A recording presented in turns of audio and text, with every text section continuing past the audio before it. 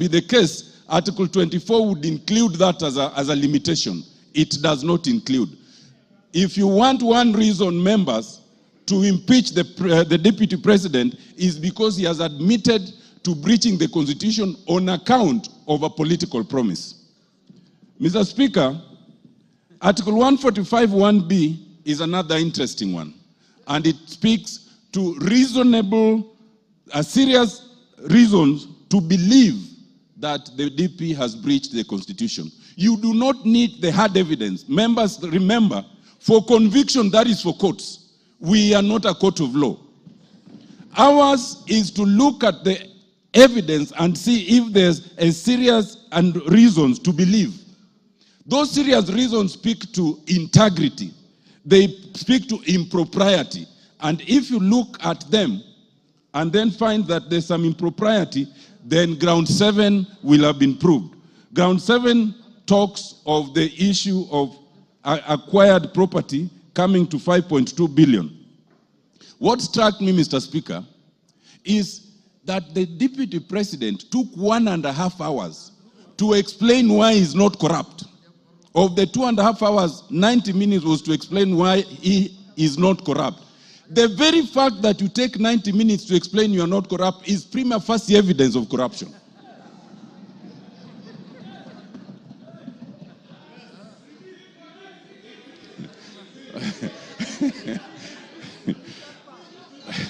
Mr. Speaker, for one who is not corrupt, you can explain it in a sentence, period. To take 90 minutes is in itself prima facie evidence that there's corruption. Mr. Speaker, on the KEMSA issue, other than the affidavit and their interference, the affidavit, the DP then admits interference. Whoever advised the DP to do that live interview could not have had his interest at heart, but has made our work much easier. Because now there are self-incriminations, confessions, and admissions that we can work with. Mr. Speaker, it is clear from yesterday's presentation that the deputy president can no longer deputize the president. The role of any deputy under the constitution is to deputize. Mr. Speaker, I crave for just 2 more minutes.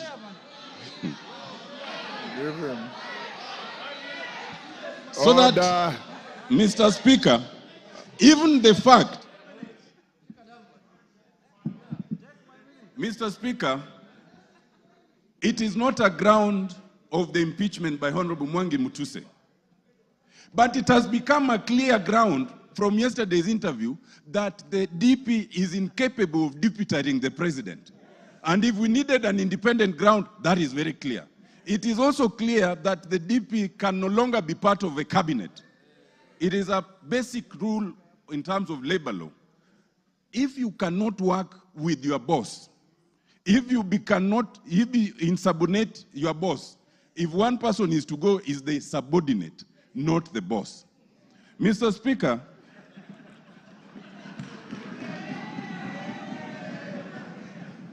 Mr. Speaker, I want to just close by addressing one issue, and it bears address.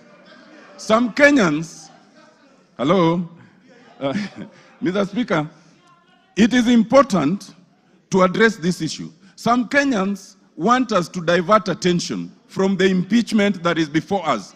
There's only one impeachment motion before us, and it's in respect of the deputy president. Now, some people have said, Kufa Makanga, Kufa Dereva. Now, let me explain to you. First of all, when you say Kufa Dereva, Kufa Makanga, you must remember that in that bus there are passengers. And those passengers can die if you are reckless. In this case, those passengers are Kenyans. We as parliament must navigate that issue so carefully that the passengers called Kenyans remain safe. Mr. Speaker, that is extremely important. Why?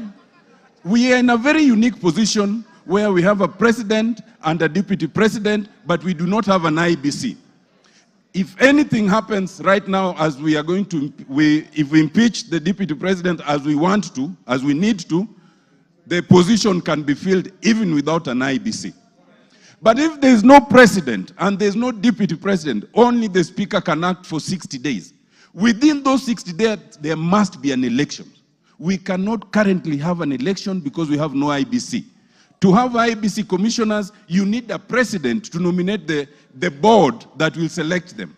Once the board is nominated and they propose a name, then the name must be forwarded again to us, and it's only the president who can nominate them. In other words, if you say Kufa, Dereva, Kufa, Makanga, you want absolute turmoil for all the Kenyans to die in that accident. That would be a very reckless act. Mr. Speaker, I am convinced, having looked at the Deputy President, having listened to him, that the Deputy President is not remorseful. He is not sorry for any utterances. He is not prepared to change. He is a man who must be saved from himself by impeachment. Thank you, Mr. Speaker. I support.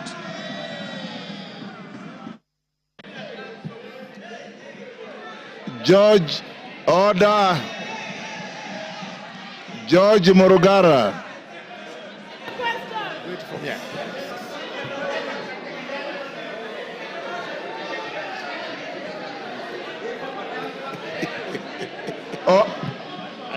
Order, order. Order, honorable members, order. Order, Bensouda. Freeze. Freeze where you are. Order, members. Order, honorable members. I know the limits of exuberance are high. Order. Beatrice, freeze where you are. I know the levels of exuberance are high, but let's listen to those who are speaking. There's a lot of requests to speak, and I did tell you that in a motion such as this, Dr. Bukose will not ask to put the question. So let's listen to each other. Of course, the canned and band of debate cannot be ruled out in acknowledging good issues and disagreeing, but let's have some decorum. Those of you who speak, you have 5 minutes. If you can finish earlier, the better, so that many more can speak. Good. Go on, Murugara. And members, when you are given permission to speak, if you wish to come to the dispatch box, do so. If you want to speak from where you are, do so.